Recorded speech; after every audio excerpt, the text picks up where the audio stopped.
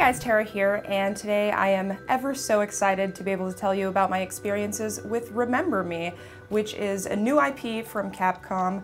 This is actually also the first game from the developers Don't Nod Entertainment, which is a French company, which sort of makes sense, kind of fits in with the whole French cyberpunk theme that's going on here. I've read a lot of stuff about this game so far, and it seems like there's kind of a divide between people who are really excited for it and think it has a lot of potential, and people who are maybe not so excited and feel like a lot of the mechanics sort of borrow from other games. So aside from the setting, the core gameplay really revolves around three different aspects: platforming, combat, mostly melee combat, and memory remixing, which is kind of the puzzle element of the game. Unfortunately, I wasn't able to really test that last aspect since my demo cut off before I could get to the memory remixing, but I do have a lot of thoughts on the other parts of the game. First of all, I think it's interesting that it's sort of centered around a non-white male character. The main character is Neelan, who is an elite memory hunter, and her story is kind of shrouded in mystery. And as the game goes on, you start to wonder what happened to her. She wakes up in the very beginning of the game, which is the part that we played, and she sort of wakes up in a coffin or some kind of futuristic sarcophagus and doesn't really know what's happening, and she's trying to track down the people who erased her memory. And so platforming is, like I said, a big part of this game. The game is fairly linear. I want to say mostly linear, especially the platforming. There are certain parts where you'll be able to find collectibles and hidden stashes, and for those parts you can sort of veer off. But for the most part, it's relatively straightforward, and the setting, I think, is probably the most interesting part of the game. It takes place in Neo-Paris in 2084, not so coincidentally 100 years after the setting of 1984, which has very similar themes. I think it's sort of set in like this dystopian surveillance state future where the government is just sort of controlling everything, and she's trying to find out what happened to her.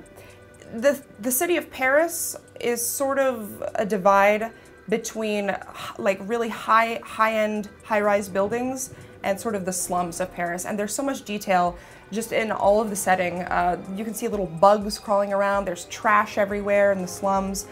The combat is particularly interesting, and again, comparison I've heard being made a lot here is Arkham City or some of the Batman games where it's heavily melee focused. So there are no guns in this game at all. But the melee combat is very involved and in-depth, and it revolves around this idea of pressins, which are basically fighting moves that you can string together to create combos. So you start the game with only two pressins. One does a lot of damage and one will increase your health. So there are a finite amount of pressins that you can string together, and you can sort of customize your combo moves. So if you want to have a really powerful move that does only damage, you can do that, and if you want to have one that really increases your health in sticky situations, then you can do that too. It's very involved at first glance, and it definitely gets more involved as the game goes along, but there are things that they do to sort of help you out. Dodging, for instance, is a big part, and you'll see when you're in combat a little red exclamation point will flash above an enemy's head, and that will alert you that now you should dodge out of the way. So aside from the combat, there's also the memory remixing, which I mentioned is a big puzzle part of the game. I'm not quite sure how exactly all of that works because, like I said, my demo did get cut off a little bit early, but it seems like that's where a lot of the more emotional aspects of the game come into play. And it almost feels, when you step into somebody else's memory, like you're in a different game. And I think that's really one of the aspects that's going to set this apart from other games who may share similar fighting mechanics or platforming mechanics. The amount of detail in the world is incredible. Like I said, it is a fairly linear game, but there are still opportunities, and plenty of them, where you can deviate off the path and sort of explore on your own and really find sort of nuances that set this apart from other games.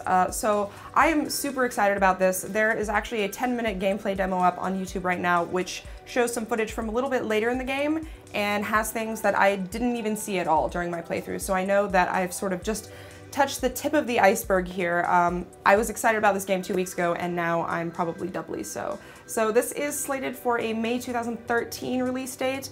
There's no specific date set yet, and based on how much they've actually shown of the game, I'm not sure if it will really be ready by then. It's been in production for well over 5 years now, so I'm just waiting for it to come out at this point. and we will definitely have more coverage, so stay tuned.